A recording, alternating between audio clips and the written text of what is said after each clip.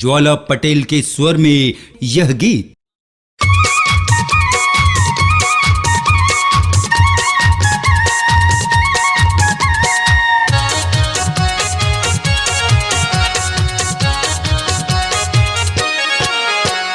चिकनी बदन तोरे दिखे अंगे अंग, आबे मोरे पारा माँ हो ही वो मिलन। चिकनी बदन तोरे दिखे अंगे अंग, आबे मोरे पारा माँ हो ही वो मिलन। तहु देखे मोला महू देखे ओ तोला, तहु कहे मोला महू कहे ओ तोला। दिल के खिड़की खोल खोल खोल, हुल्लुर हुल्लुर हालात थे वो, हुल्लुर हुल्लुर हालात थे, हुल्लुर हुल्लुर हालात थे वो, हुल्लुर हुल्लुर हालात थे। चिकनी बदन तोरे दिखे अंगे अंग, आबे मोरे पारा माँ हो ही वो मिलन। चिकनी बदन तोरे दिखे अंगे अंग, आबे मोरे पारा माँ हो ही वो मिलन। तहु देखे मोला महू देखे ओ तोला, तहु कहे मोला महू कहे ओ तोला।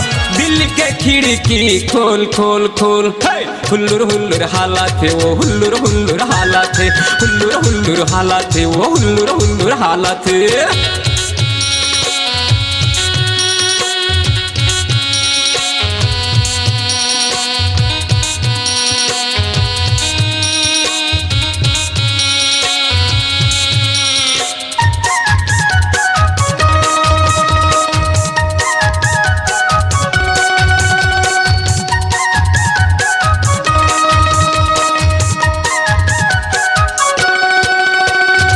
सावन कस बादर तोरे चुंदी लहराए,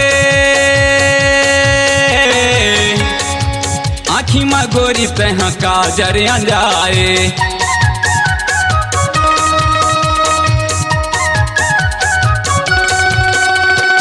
सावन कस बादर तोरे चुंदी लहराए, आँखी में गोरी तह काजर जाए। तोर चेहरा मोला गजबे सुहाथे वो, पगला दीवाना दीवाना बना थे। तोर चेहरा मोला गजबे सुहाथे वो, पगला दीवाना दीवाना बना थे। तहु कहे मोला महू कहे ओ तोला, तहु देखे मोला महू देखे ओ तोला। मोर सनिया के डोल डोल डोल, हुल्लुर हुल्लुर हालात थे वो, हुल्लुर हुल्लुर हालात थे, हुल्लुर हुल्लुर हालात थे वो, हुल्लुर हुल्लुर हालात थे।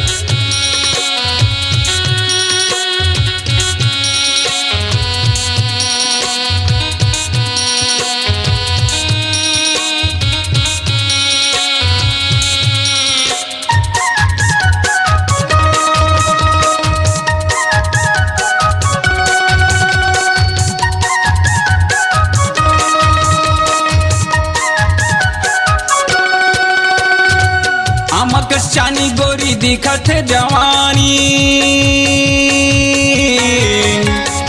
मोरो लगे हैरानी तोरे बरे बानी।